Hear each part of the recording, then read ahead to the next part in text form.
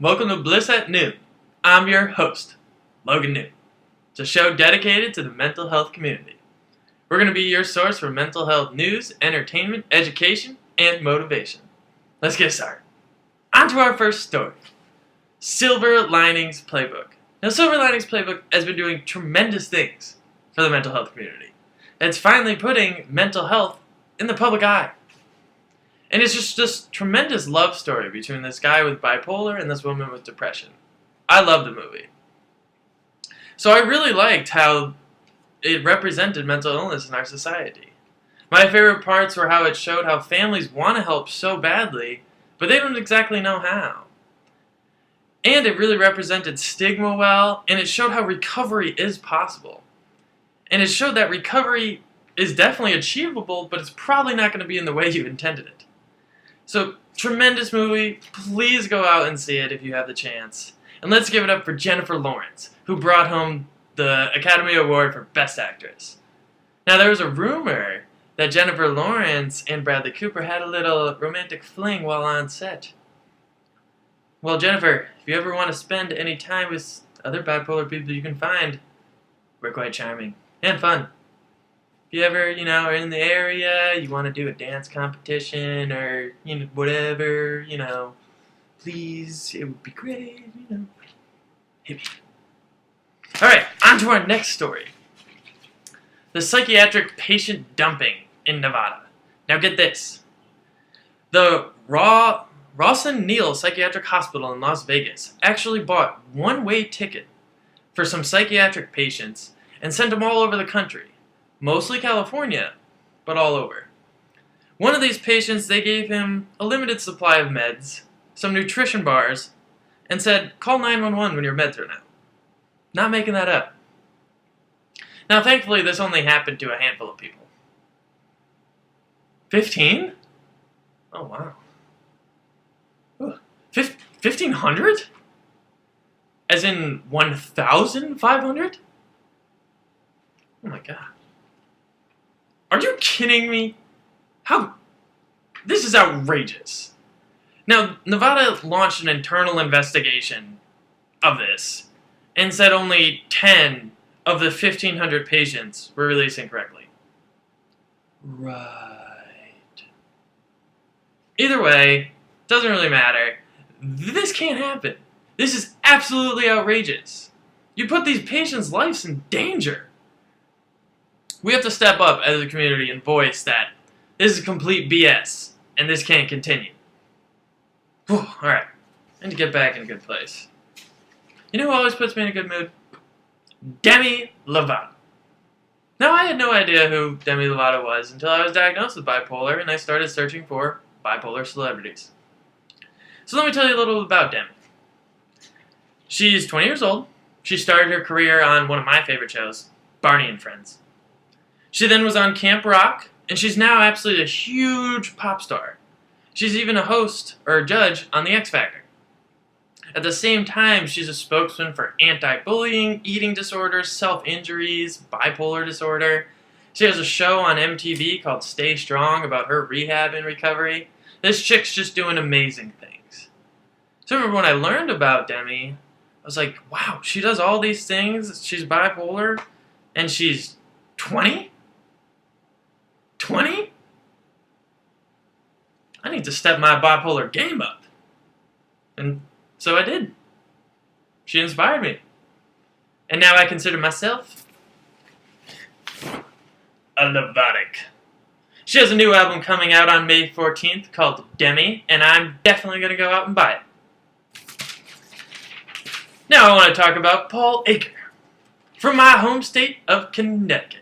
Now, Paul's really doing some cool things because he's presenting the recovery model and exemplifying this for all of us to see.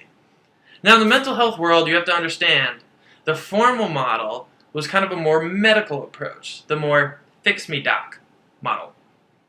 So that model just basically treated the symptoms and would provide medication to control those symptoms. Now there's this new school of thought that Paul talks about, the recovery model. And it's all based upon patient empowerment. And so it really tries to push for the patient's strengths and passions, and that's their road to recovery. And they work with the doctor on how to achieve those goals and chase those passions. So Paul's really doing awesome things. He's reminding us that if you're struggling with your psychiatrist, go find a new one. A lot of them suck, but there's a lot of good ones too. So please, push to find a doctor you like. At the same time, Paul's reminding us that there's no real cure for any of these mental illnesses. This is something we have to deal with for the rest of our life. So, we're never going to be perfect, but we just have to strive to improve. And thank you, Paul. You're doing great things for the community, and keep doing what you're doing. On to our next segment of the show, Repaint the Picture with our guest, Joe.long. On this episode's Repaint the Picture, we have Joe.long, president of Balanced, a bipolar and depression support group in the Sacramento area. Now, I got to meet a bunch of bipolar folk in the area through Joe.long. Now, Joe, why don't you tell us a little bit about yourself? Thanks, Logan. First of all, excited what Logan's doing as far as fighting stigma goes, and I am honored to be here today to share what we're doing at Balanced. We started a support group about 4 years ago in June of 2009. I was diagnosed with bipolar disorder in February of 2009. Really struggled with the diagnosis and what I needed to do to get better. So what kind of made it better? What was the next step? For me, it was a doctor that helped me with an accurate diagnosis. And then also medication that was going to treat that specific diagnosis. It really helped me to get better quickly, and I wanted to do something to help other people. And hanging out with Jesus one day, he put it on my heart to start a support group. So Jesus stepped in. Very nice, Jesus. And so our first meeting was at a Round Table Pizza in Elk Grove, California. And we had 4 people. We had a mom who was in her mid-70s. Her son was in his early 50s, and a couple of other gentlemen. And that was our first meeting. The mom came up to me afterwards and asked if we were going to be doing this in Sacramento. And I shared my vision and my passion for doing this centrally in Sacramento. And she mentioned she had a friend that was a president of a board at a church that was in downtown Sacramento, Midtown area, and I just smiled. She set up a meeting so that I could meet with him. His name was Jack, and then also Jason, the pastor of the church. And when I met with them, I shared with them the vision and what we're doing to help people with bipolar and depression. Jack, the president, said, this might be a challenge because people in the board might not think this is safe. What? Yeah, so there was a stigma even, from the church. I mean, we're cool. Sorta. So Jack said, well, listen, I am going to twist their arm. Jason being a chaplain in the Air Force, and I was a flight medic in the Air Force, we immediately had a bond and lots to talk about as it relates to military. So it was a unanimous decision, and they allowed us to meet there. Like I said, we started in June of 2009 with about 4 people, and now we're up to over 400 members online. Wow, nice. So what are you doing next steps for Balanced? Well, we've got about 50 to 60 people that we serve on a weekly basis. We've opened a group in Rockland about 4 or 5 months ago. We're looking at opening another group in Elk Grove in the next 2 to 3 months.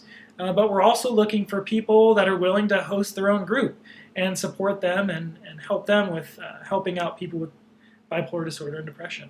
Yeah, but that must be really difficult, starting up your own meeting and all this, and time, money. It really didn't take much money. It was some meetup.com fees and just finding a place to meet, a date, time, and a place, and that was about it.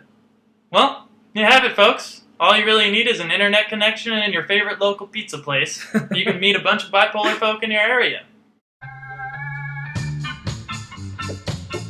Alright, this episode we're going to talk about longboarding, one of my favorite coping mechanisms. When I'm longboarding, what I love about it is I don't think about anything when I'm longboarding. And I don't have many moments like that. So whenever I'm feeling really depressed or anxious, or even on the other end of the scale, really almost manic and too high energy, when I go longboarding, it's a great way to channel that energy, and it's really therapeutic for me. Because as I'm riding, as I'm trying to avoid eating pavement, I'm vibing out to my music, just enjoying the cruise, making cars, and it's really soothing in a sense. So that's why I longboard. That's how I find one of my moments of bliss. All right, well, that concludes our show. Thanks for watching the first episode of Bliss at Noone. Please be sure to tune into the next episode where I'll talk about how losing 80 pounds actually had more mental benefits than physical.